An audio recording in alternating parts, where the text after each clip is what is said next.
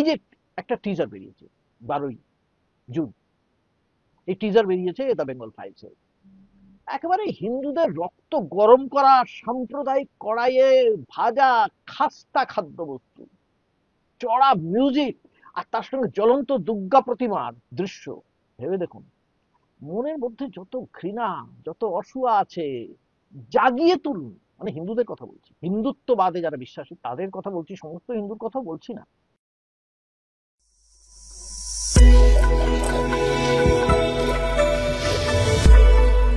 নমস্কার, আমি গৌতম বন্দ্যোপাধ্যায়, আর আপনারা দেখছেন গৌতম ব্যানার্জি অফিসিয়ালস।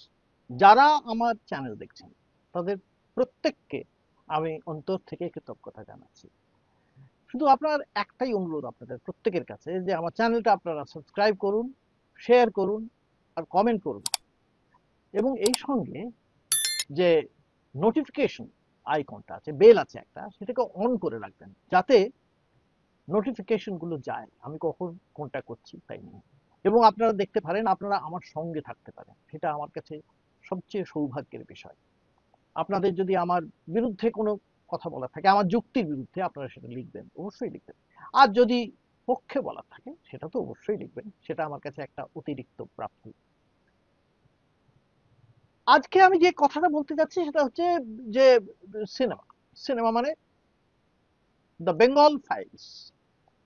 আপনারা দেখবেন যে আমি নামটা দিয়েছি the Bengal files mission 26, mission 26। কেন আসছি সে কথায়, আগে বলি যে দ্য বেঙ্গল ফাইলসটা কি। তাসকেন্ট ফাইল হয়েছে, কাশ্মীর ফাইলস হয়েছে, এবার হচ্ছে the Bengal files, right to life. এতদিন এই আমার বৃদ্ধাবস্থা পর্যন্ত কি করে বেঁচে থাকলাম তো আমি জানি না, বা আমার বেঁচে থাকার অধিকার নিয়ে আমি আদৌ কিছু জানতাম কিনা মনে হচ্ছে তাও বোধহয় জানি না।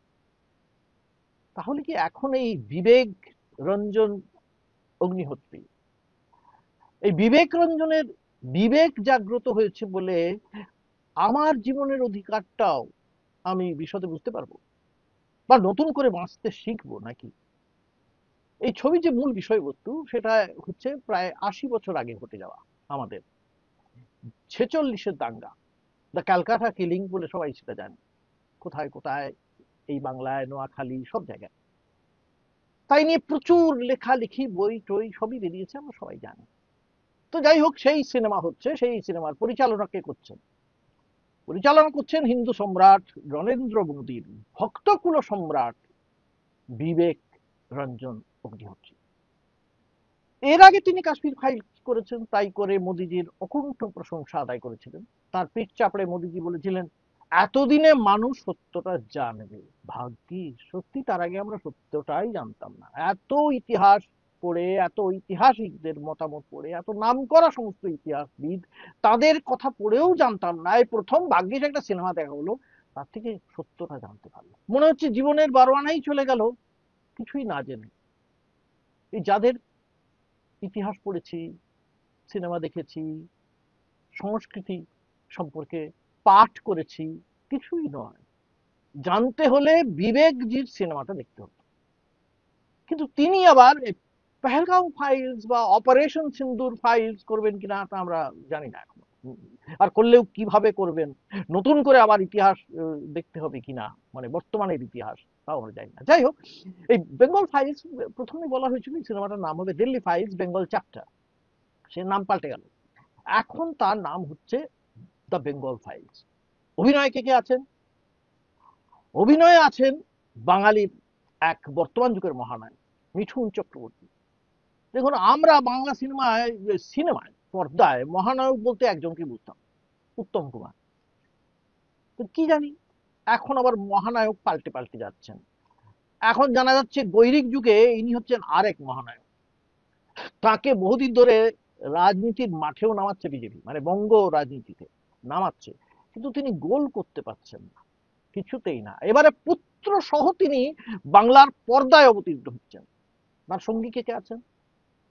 গেরুয়া শিবিরের অনুপম খের, তৃণমূল থেকে বিচ্ছিন্ন জনৈক সৌরভ দাস। বুঝতেই পারছেন রাজনীতিটা কোথায়। যাই হোক, যাকে বলে রাজনৈতিক ময়দানের পরিবর্তে সনাতনী সাংস্কৃতিক ময়দান, এই ময়দানের খেলার নিয়ম কানুনটা কিন্তু বিশেষ আলাদা নয়। আসল ময়দানের কাছাকাছি। মানে আসল ময়দান যেটা বলতে চায় এরাও সেটাই বলতে চায়। বিজেপির এক এবং একমাত্র এজেন্ডা যেমন বিভাজনের রাজনীতি, এখানেও প্লটের সারাংশ তো তাই। হিন্দু মুসলমান সম্পর্কের ফাটলটা বাড়িয়ে দিতে হবে। এই যে একটা টিজার বেরিয়েছে 12ই জুন, এই টিজার বেরিয়েছে দ্য বেঙ্গল ফাইলস। একেবারে হিন্দুদের রক্ত গরম করা সাম্প্রদায়িক কড়াইয়ে ভাজা খাস্তা খাদ্যবস্তু, চড়া মিউজিক, আর তার সঙ্গে জ্বলন্ত দুর্গা প্রতিমার দৃশ্য।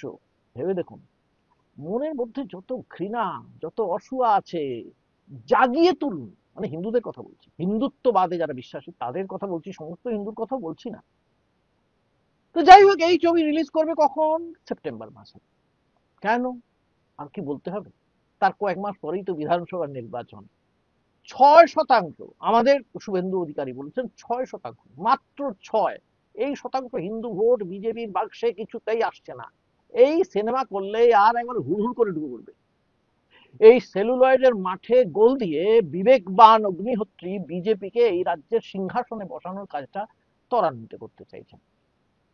কেউ কেউ বলছেন যে নাকি এত সাম্প্রদায়িক বিষয় শেষ পর্যন্ত আটকে না যায়। যে যারা বলছেন তাদের আমি বলি, এত ভাববেন না, এসব কিচ্ছু ভাববেন না। কে বলেছে চলবে না? কে বলেছে আটকাবে? তিনি নিজেই, মানে এই বিবেক বাবু, তিনি নিজেই তো সেন্সর বোর্ডের সদস্য। তাকে আটকায় কার সাধ্য? তিনি মোদী ভক্তদের অন্যতম গুরুকুল তিলক যাকে বলা হয়। এই বিবেক বহুদিন ধরে কিন্তু বাংলার উপর নজর রাখছেন। হ্যাঁ, আরজিকর কাণ্ড, আরজিকর কাণ্ডের সময় তিনি কি বলেছিলেন একবার মনে করুন না, কারুর কারুর হয়তো মনে আছে। তিনি বলেছিলেন 46-এর দাঙ্গার পর ধর্ষণ নাকি এখন রাজনৈতিক হাতিয়ার হয়েছে। কি কথা, দারুণ কথা। বিবেক বাবুর কথা একবারে চাবুক। তবে এ হলো ভক্তের চাবুক, কার উপরে? বিরোধীদের উপর। বিজেপি রাজ্যে হত্যা হলে, গণধর্ষণ হলে তার মুখ ফোটে না, পর্দায় তার কথা ফোটে না। গুজরাটে বিলকিসের হত্যাকাণ্ডের পর হত্যাকারীরা যখন বেরিয়ে আসেন পেরোলে, তাদের মালা পরালে তিনি কিন্তু ফাইলস খোলেন না।